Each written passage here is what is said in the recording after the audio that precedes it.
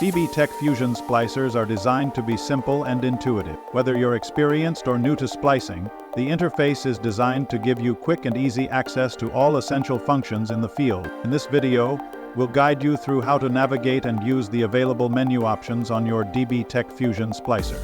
To power on the device, press and hold the power button, located on the top left of the unit, for a few seconds. Once the splicer boots up, you'll see the workbench screen. At this point, the device is ready for use. To access the menu, simply press the arrow button on the left side of the device.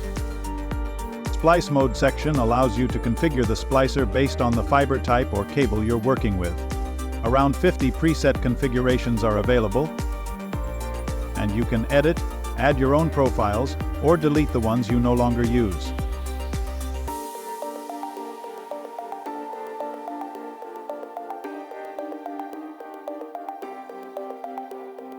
Next is Splice option, where you decide whether the splicer should start automatically once the lid is closed, or if you'd prefer to press the Set button manually. In data storage, you can access and review your previous splice results. The Clean End Face option triggers a short arc to automatically remove debris or contamination from the fiber end face.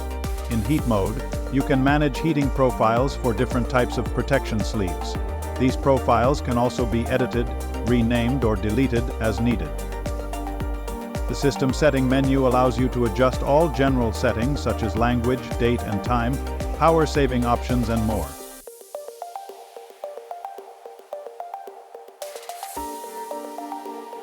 You'll also find system information here, including your machine's serial number, software version, arc count, and other key data. To keep your splicer running at peak performance, the maintenance menu gives you the tools to perform basic calibrations, replace electrodes, and optimize the unit settings.